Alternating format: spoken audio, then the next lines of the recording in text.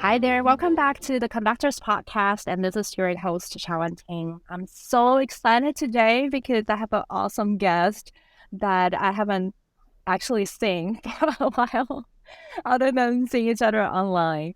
But I'm so excited to welcome him to our show. Kevin, thank you so much for coming. Hi, Chawan. Good to see you. I asked this question to all my guests, so before we started, would you mind telling us a little bit about yourself and how you get to where you are right now? Sure.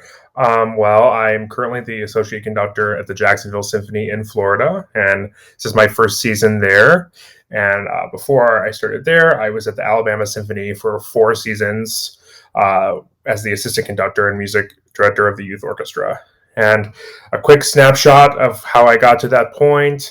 I didn't have any music training till I was 11 when I started school band and on trumpet, and that took me all the way to getting my degree at Eastman in trumpet, which is where I met you. And from about age 16, I also had interest in conducting and was studying conducting with a woman named Rachel Lauber. Hi, Rachel, who I met. She was my youth orchestra conductor in Detroit. So she was my first teacher, and I kind of kept doing trumpet and conducting like in tandem together. And that really culminated at Eastman when I was studying a lot with Brad Lubman and Mark Scatterday, and ended up going to Michigan for my master's, University of Michigan. And I finished there. And then I had like a 3-year period where things were very how do you say, uncertain. I started my own contemporary ensemble. I had a couple of community orchestras. I was taking auditions, applying for things with not a lot of luck, putting together big projects. I was eventually figured out I needed to get out of Michigan. So I moved to Houston, Texas, and I was there for about 10 months teaching trumpet and doing a little conducting here and there. And that was the year I won my job at the Alabama Symphony. So here we are. Yeah, so I didn't say that Kevin and I met at Eastman when he was doing a degree in trumpet performance, but he was conducting a whole lot already when I was doing my doctorate. I was so jealous because when I was in undergrad, I didn't have the same, I didn't have the same mind. I didn't know I was going to be a conductor when I was in undergrad. That's another story. But I always love people knowing what they wanted at a young age. So let's talk a little bit about those 3 years of gap, because I think that's something everybody experiences. And if you're a musician or a conductor, there are times where you don't see things coming as you wished, or you don't see any hope. You take auditions or you apply for things and nothing gets anywhere. How was it like? It's a good question. So a little bit of background. So I'm from the Ann Arbor, Michigan area. So when I went to do my master's, I lived at home. And so I had a free place to live. And so I lived there for 4 years, 2 years during the degree, and then 2 years after. And so I mentioned that because it helped me deal with one of life's biggest challenges, which is just supporting yourself. So I was able to live at home. So even though I still had to work and pay for things, I didn't have to, pay for a rent. And like I had a much simpler time. So that gave me a lot of my time back. So I was investing a lot of time in my own development as a conductor, practicing piano, staying up with my trumpet, studying obviously many, many scores, working as much as I possibly could to improve myself. So if you're, in this one of those positions where you feel frustrated and you're stuck, it starts with you. There are going to be millions of times where the people on the other end, they're not picking you up for something that has nothing to do with your conducting. But you have to make that the reality. You have to make it so that it's not about your conducting. It's about whatever they're looking for. Because a lot of people, they assume it's whatever they're looking for, but actually, no, their conducting is not good enough. So start with yourself. You know what I mean? Like, it's so easy to play that game and just be like, oh, I'm fine. They need to change. Just make sure that's really the case, right? So really work, be super, super, super self-critical for like 2 hours a day. Not all day. You'll want to die. But, just really nitpick yourself every day. Try to get better every day. Make a list of all the skills that you have and don't have, and try to maintain the ones you have and improve the ones you don't have.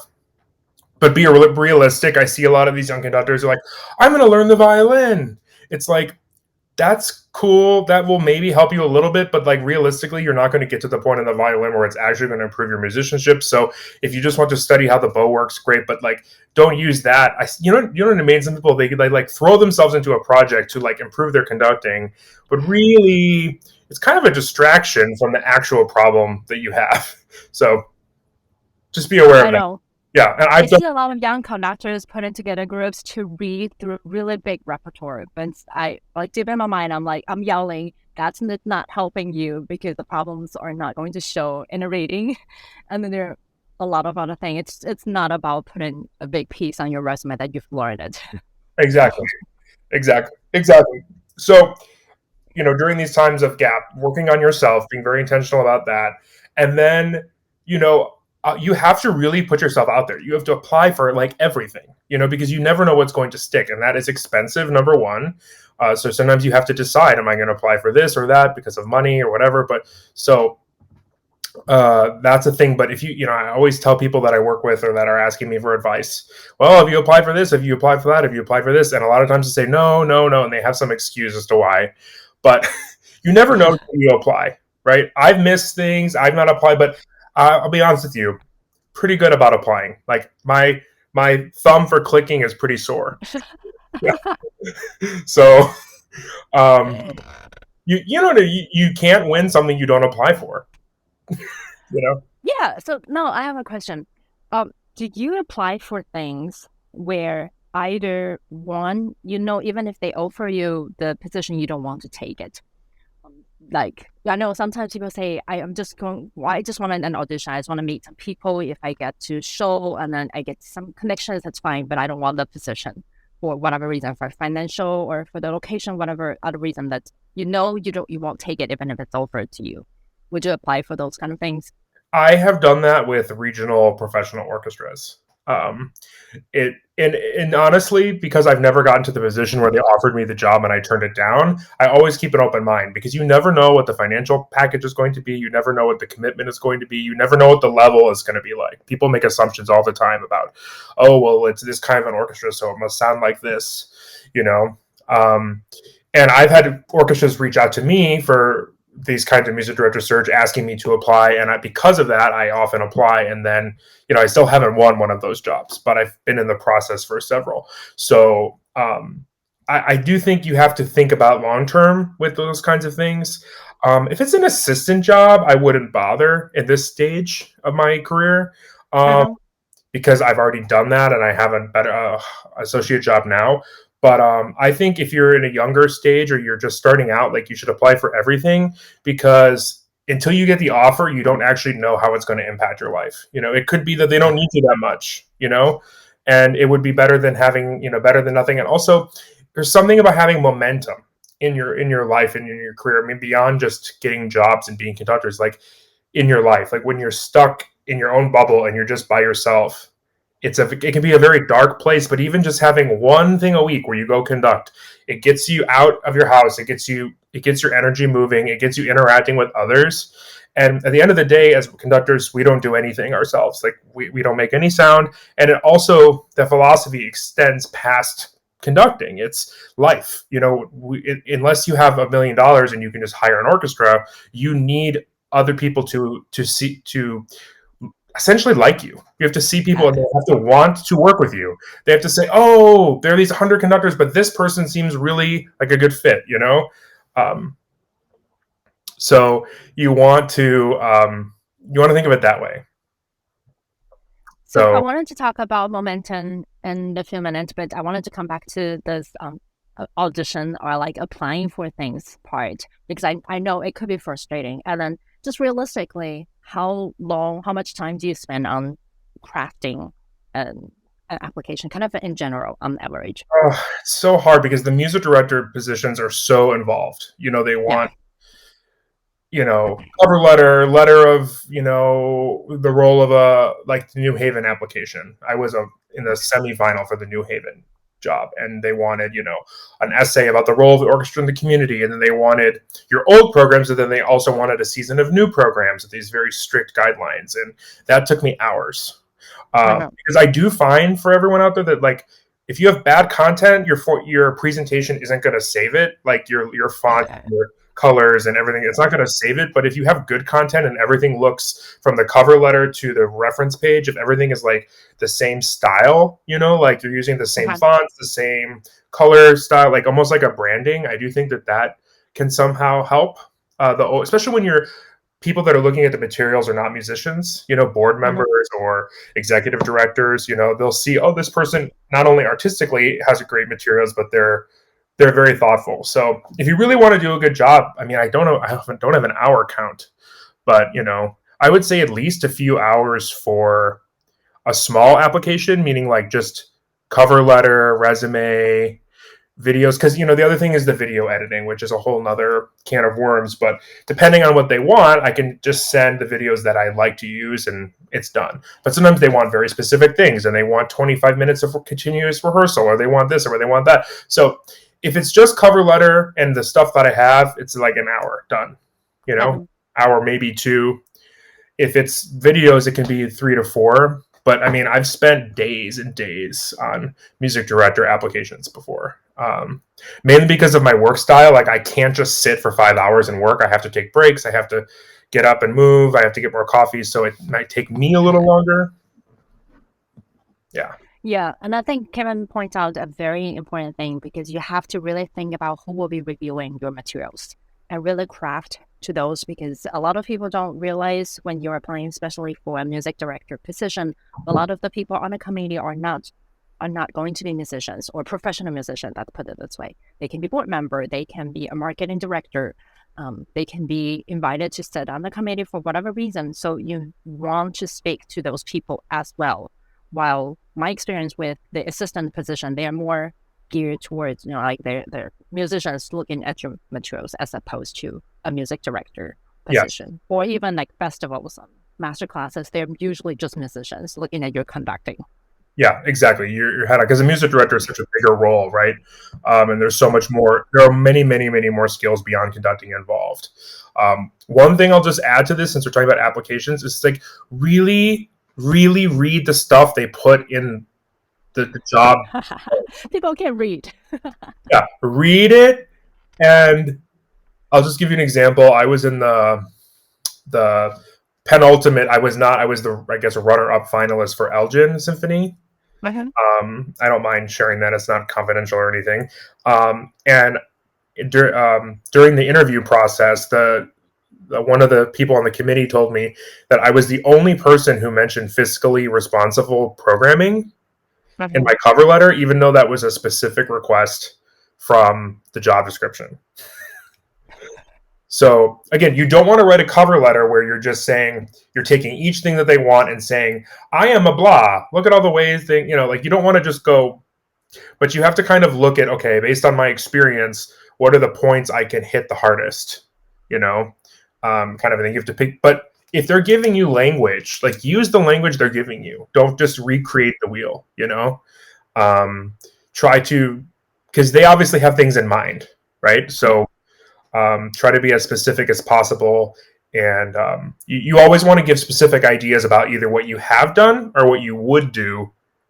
Like with diverse programming in the past, I've done this, and in Uh-huh. this role, I would like to do this. So you're giving proof and then vision. Yes. So, but that takes a lot of time, and like I am terrible with about like grammatical errors, and like I read what I'm thinking, not what's written.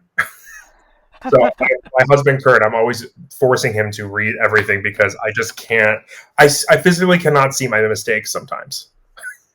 Yeah, I think it's important that we understand, because I'm terrible with grammars, and then sometimes I think I'm expressing myself clearly, but it's not in the most elegant way of writing things, right? Yeah. And then you just need to read it again and again and make sure you save yourself enough time. You're not doing it at the last hour.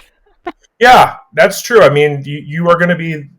I always tell myself, if you're working on deadlines, if you see a job posting and it says it's due on a certain day, like put it the week before in your calendar, because it'll just help you get everything together. And honestly, like have people. I mean, if you're lucky enough to have people in your life that you can call to ask to just read over something, like please do that. I mean, I would be nowhere without people that I know and trust looking at my videos, telling me what they think, people looking at my cover letters, like just giving me general impressions, um, send them a Starbucks gift card. I don't know what you want to do, but like Yeah. get out of your own frame of reference. I think that that's really key. Yeah. And I think a lot of people are actually willing to help as long as you ask. I was very shy at the very beginning. Was like, okay, people are going to look at me like I'm dumb or like when I make mistakes. And I just need to accept that I'm not a native speaker, and there are a lot of people much better letters, and it doesn't hurt to ask. Doesn't hurt to ask. I mean, yeah, especially. I mean, I'm always so amazed at people who learn English as a second language and how well they write and how well that they accomplish everything so well. I mean, in this today's world and in the music world, it's so international. Even though English is becoming the most predominant language, it's still like when anything in France, all the materials they send you are still in French. They don't care. They don't care.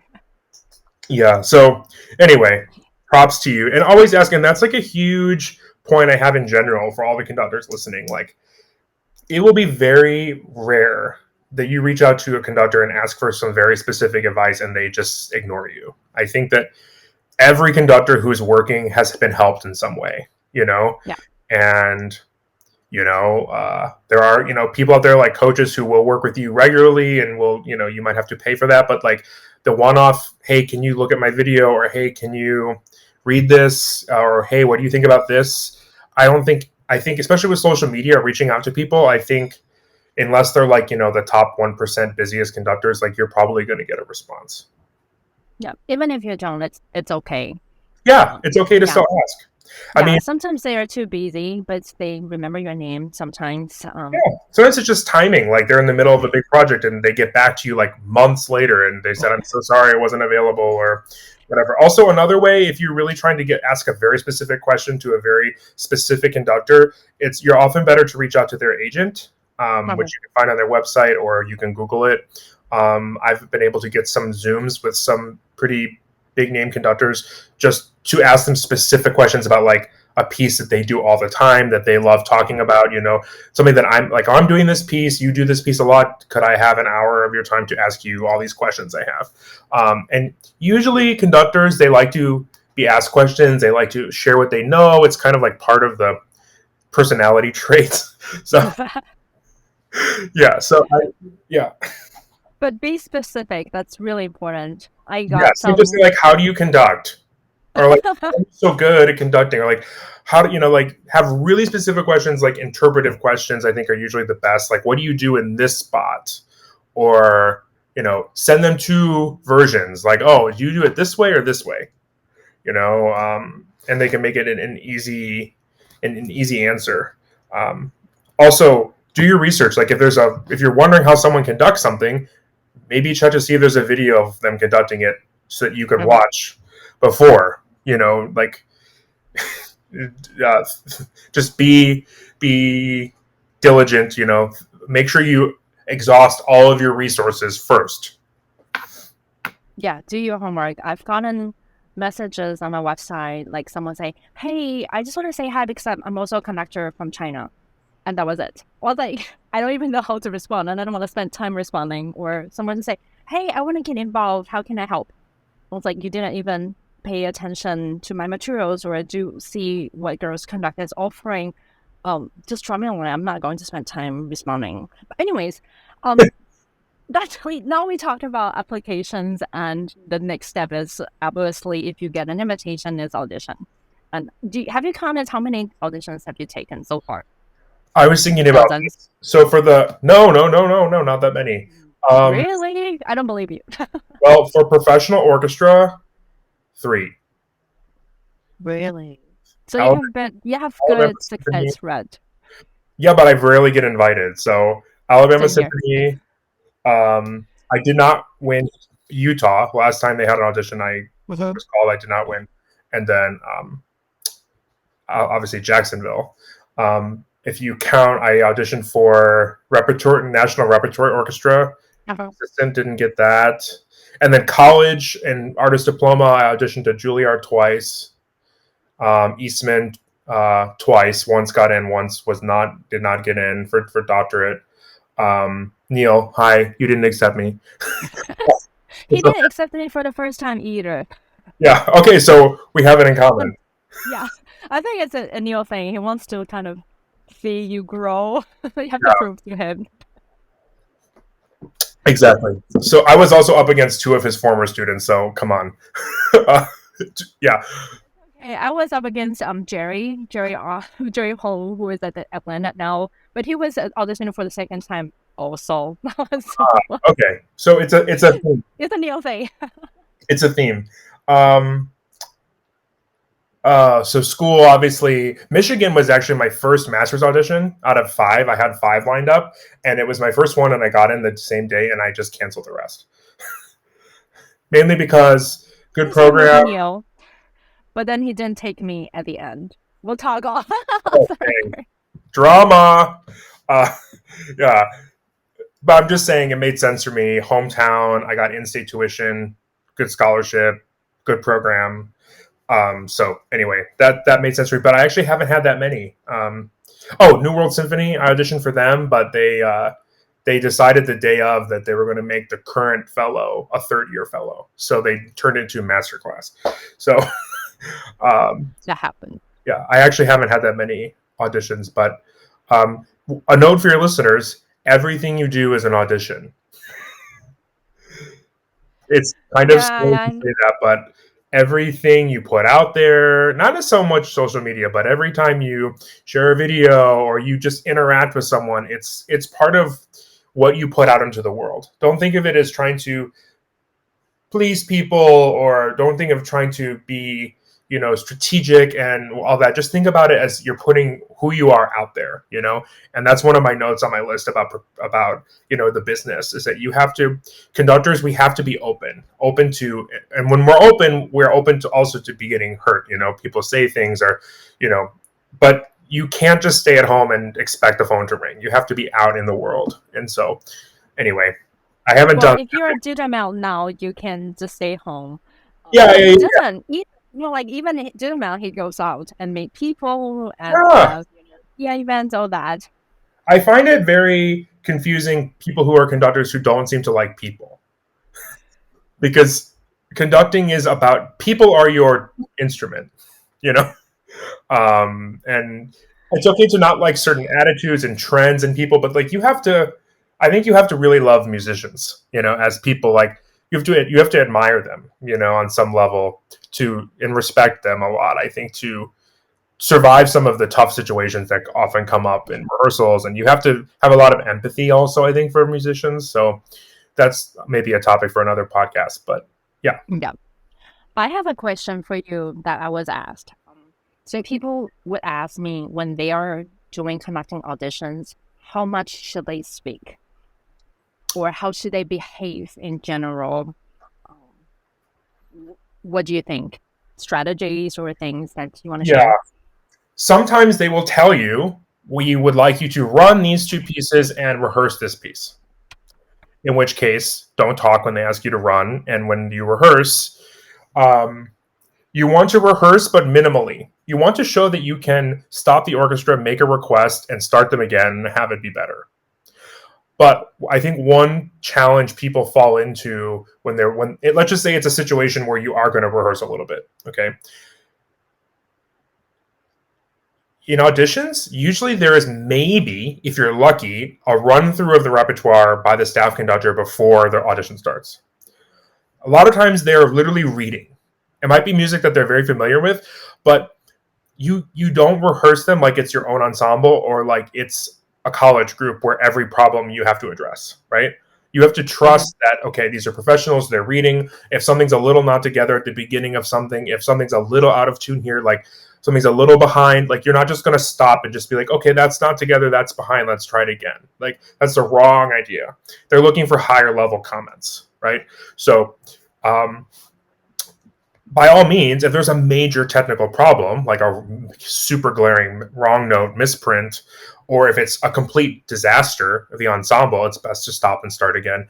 But in general, try to keep going. And obviously the best way is to always base your comments off of what you hear. But sometimes professional orchestra, standard repertoire, there aren't a lot of major problems. So in your preparation, you need to have a very specific idea about how you want everything to be played. The more specific your concept, the more feedback you will get from the more ideas you will get back from them, right? If I mean, you know what I'm talking about for the listeners. I'm thinking about, maybe Beethoven 5. Towards the end of the development, there's that passage with the chords between the winds and the strings, right? The chord progression. If you don't have a shape for how you want that, you just think piano, piano, piano, piano. If you don't have an idea of how you want to pace it, then when they just play it, blah, you're not going to have anything to say because they're giving you what you're showing, right? But if you have a shape in mind, that gives you something to show, right? There's not enough information just in the ink to make you a compelling conductor. You have to add your ideas, or you have to bring out the ideas that are kind of hidden in the score, right? I mean, you know this, obviously, but for the listeners, you can't just go in and just say, it's marked piano softer. Like, you have to have something beyond this, like, so you have to have a couple things per movement, per selection, where if the orchestra plays perfectly the ink, you have something you can add, right? Frame it in a way of, don't tell them what they did wrong or what you don't like. Be like, let's do it this way. And letter B, let's delay the crescendo a bar. It'll be more exciting, right? And then you do it and they try it and they go, oh, it's more exciting. And then they think that you know what you're doing, right? I'll give you a very specific example on my last audition, which obviously was in Jacksonville and went well. We were playing Beethoven 5, first movement. At the ending, I was showing this pesante gesture, and it got pesante, but it got slower. So I thanked them for being pesante and said, we're losing a bit of tempo, so let's try to have both, right? So I didn't say they were wrong. I said, thank you for doing this, but let's also do this, right? So I think efficiency of talking is something that, even though for 27 minutes I've been blabbing, efficiency of talking is something that young conductors don't get enough practice at, because usually in the training environment, university setting, there's a lot of modeling of lots of talking because it's a school and you have to explain things. Yeah. So watch as many professional rehearsals as you can to see how little these people actually talk. It's kind of incredible. I always admire how much can be done with the least amount of words and the least amount of blood on your hands. What I mean by that is the most positive feeling in the room, the most, like, can you make someone play in tune without telling them they're out of tune? Anyone with an ear can be like, you're sharp, but that's not inspiring. Can you call the issue into question? Can you ask the musicians somehow to listen, maybe even to something else completely, like the balance, intonation fixed, right? They don't need to know your strategy. They just need to know that it got better. Got it. And I think that's really evident in a audition when it's so compressed. You can't spend any time explaining what's happening in the music, why they need to do it this way. You have to have very clear requests that are an invitation to try something else, as opposed to, that's wrong, do it this way. Does that make sense? Yeah.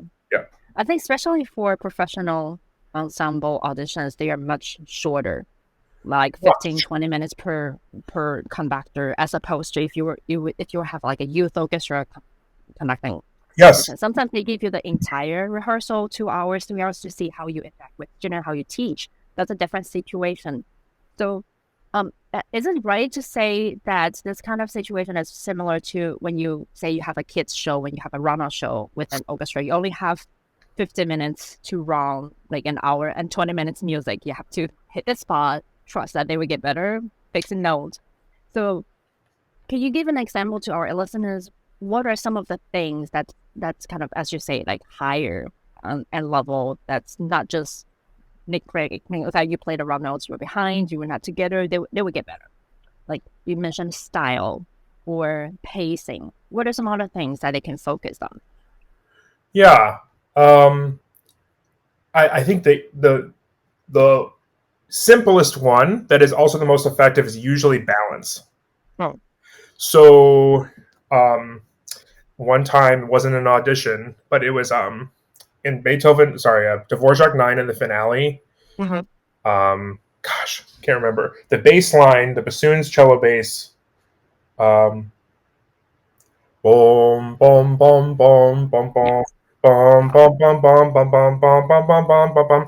There's this. Oh, it's when the the violins. There's this woodwind violin thing that everyone pays attention to, but there's actually this bass line, right? Yeah. And I just assumed everybody knew it was there. I asked to just hear that alone, and a bunch of the musicians said, "I've never heard this."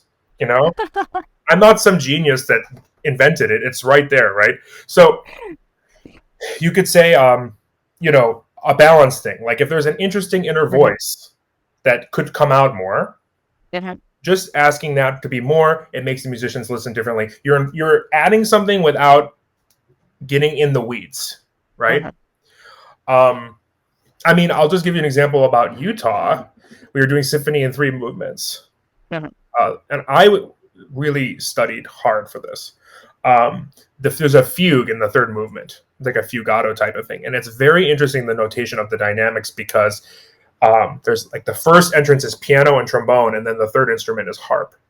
And I think it's supposed to be balanced, but Tchaikovsky, Stravinsky writes piano for the trombone, and then I think mezzo piano for the piano, I think mezzo forte for the harp. In my mind, I think he's trying to balance it, right? Like make it sound the same. Yeah.